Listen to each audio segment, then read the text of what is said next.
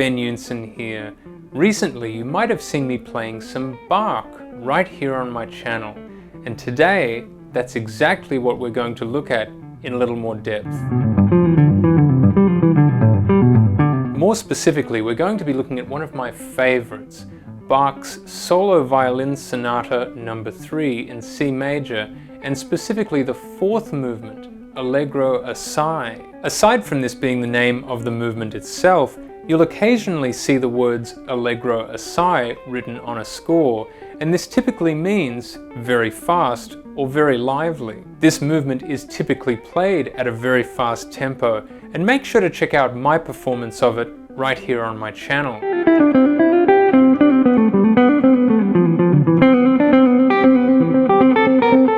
I have here in my hand my transcription of this movement in standard notation and tab. Additionally, as you can see, I've highlighted 9 excerpts that I find to be particularly useful to help develop language on guitar. Learning Bach's language has been so important to me as an improvising soloist because in many ways I feel that this language has underpinned my own improvised soloing language and helped me to develop it even further. So let's jump into our excerpts. You're going to hear a lot of great examples of scales, arpeggios, and subsequent ostinatos that are built from a combination of scales and arpeggios. If you can, give this video a like, as it really helps with pushing the video out to a wider audience.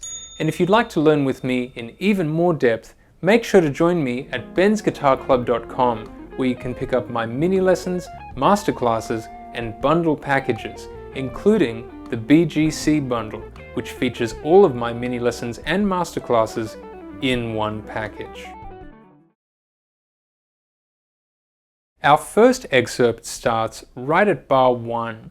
Now, if you've got a copy of the score in front of you, it can be really helpful, in my experience, to get out a highlighter pen and start to highlight the sections that we're talking about here. Sometimes writing it directly on the page can help streamline your analysis and ultimately help you to understand it a little better. Here's excerpt number 1 occurring between bars 1 and 2.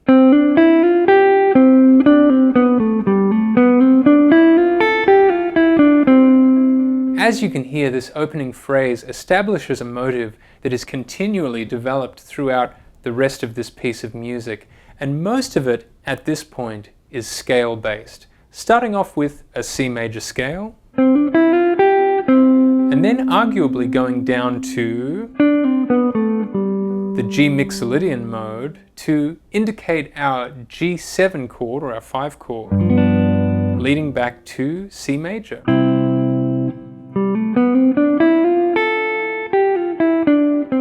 Back to C major. Particularly when working with motives much like this one on guitar, it can also be beneficial to work out where to play it in other places on the neck. For example, I quite like the sound of it at the 5th fret, right there in the 5th position. But it can also be beneficial to take it a little further up the neck. What if we played it starting from C on the 10th fret of the D string?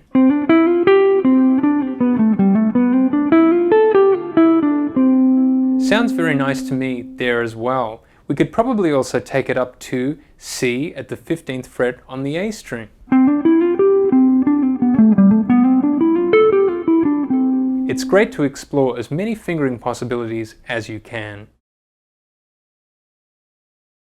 Our next excerpt occurs between bars 5 and 8 and gives us a great example of an ostinato being developed with the assistance of arpeggios.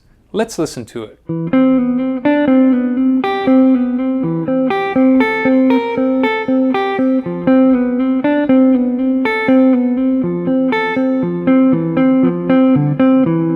Something that I find to be really interesting about this passage is the presence of triads, in particular spread triads, starting off with a C major triad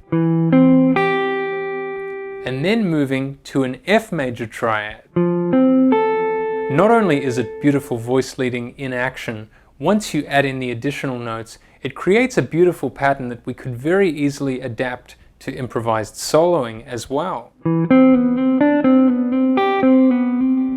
Not only is that idea triadic, but it also contains a B natural. So, for example, if we had a C major 7 chord, we could very easily take that ostinato and modify it slightly so that it could become part of an improvised line.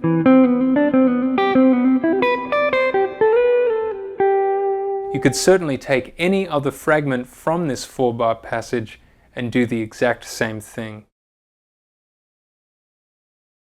Our next excerpt occurs between bars 15 and 19 and beautifully references the motivic development that we heard in our first excerpt. It sounds a bit like this.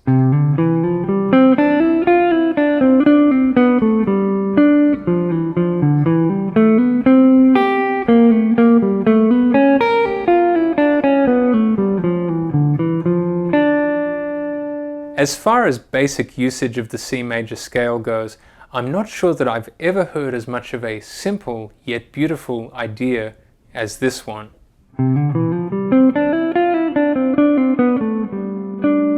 Think about all of the musical and/or improvisational settings in which you could utilize an idea as perfect as that one.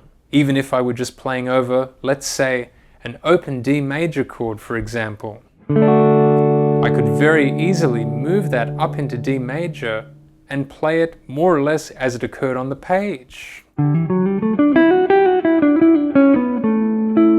And it would work perfectly. Something else that I find to be particularly interesting occurs in bar 18 and sounds like this. Yet another piece of Bach's language that you could very easily adapt to your own improvised soloing. This could potentially work very well over A7, including that B flat there, which is a flat 9 over A7.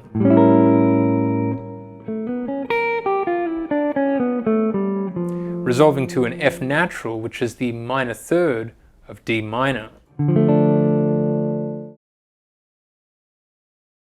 Our next excerpt occurs between bars 25 and 28 and gives us some interesting examples of ostinatos that rely heavily on arpeggios. Let's hear it.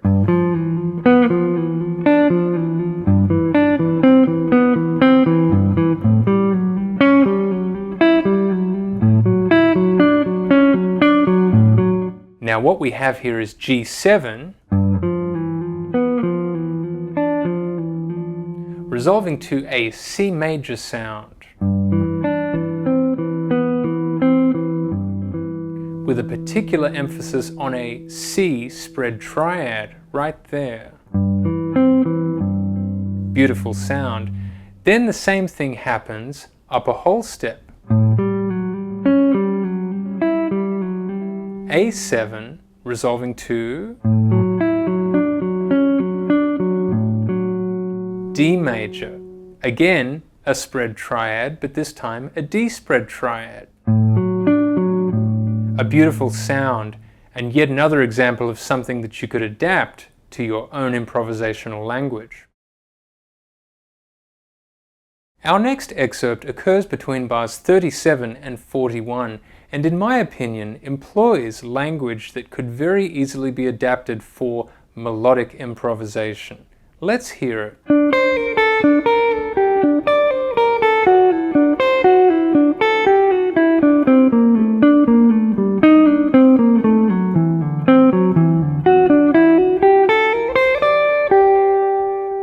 For my money, I reckon you could adapt this as a type of melodic sequence occurring in an improvised solo, either over a D7 chord or a G minor chord, both of which seem to be implied throughout this passage. Let's say you're playing over a G minor sound. You could very easily use part of this passage almost exactly as it appears on the page.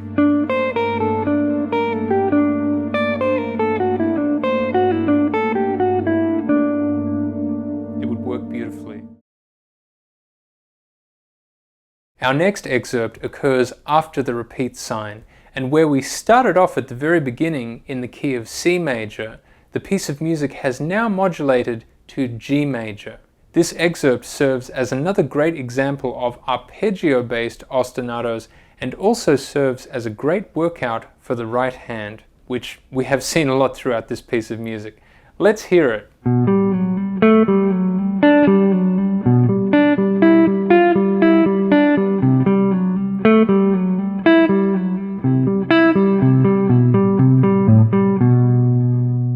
The key to this particular excerpt is once again spread triads. A G spread triad, going to a C spread triad. And if you want to learn a bit more about triads and spread triads, make sure to check out How to Solo with Triads at bensguitarclub.com. To hear it in the context of this passage, it might sound a bit like this. There's our G triad, going to our C triad.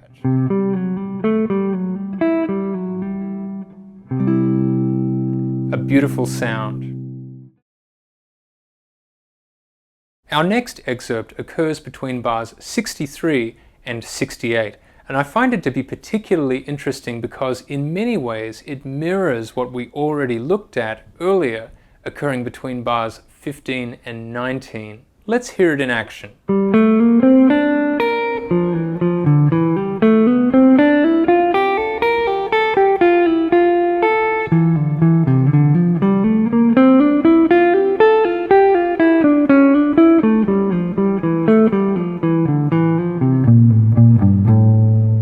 As you can probably hear, most of the motivic ideas in this excerpt are primarily scale-based, and once again, you could utilize most of this in an improvised solo almost exactly as it appears written on the page. For example, right at the beginning here,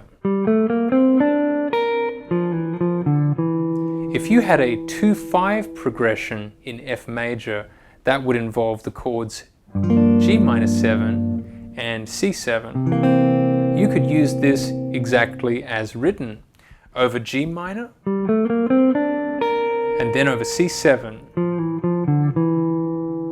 It would work perfectly. You could also, for example, take the line presented in bar 66 and apply it over, let's say, a B flat major 7 chord. It would also work perfectly.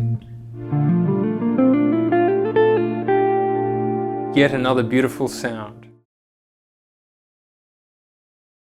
Now let's check out an excerpt occurring between bars 85 and 88.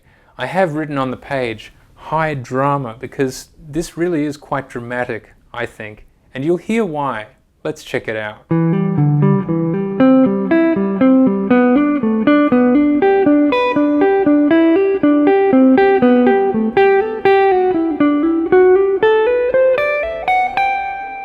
What we have here is a beautiful combination of arpeggios and scales. For example, we can fairly clearly hear the sound of a C major triad arpeggio. Very nice. G major triad arpeggio. And then a pattern occurring within the C major scale, which then connects up to what sounds like the D Mixolydian mode, heading into the G major scale with a very dramatic scale run.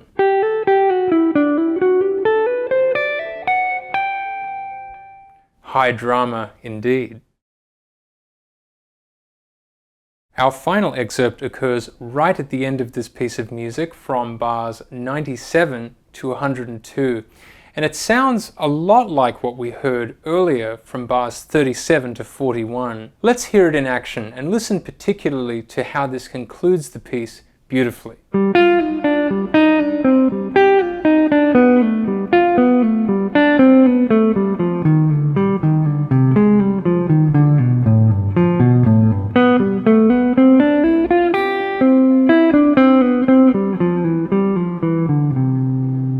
Very similar to what we heard occurring in bar 37, this time our linear ideas sound a bit like this. And very clearly illustrate the sounds of G7 and C minor. You could very well use this idea over either of those chords. We continue walking a line between the sounds of C minor and G7 in bars 99 and 100, and it sounds a little bit like this.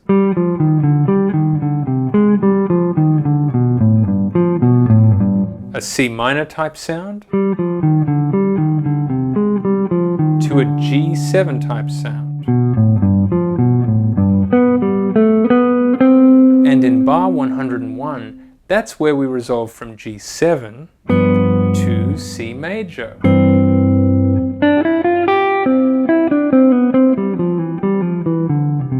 Returning to the very same key that we began with, as well as reiterating that opening motive.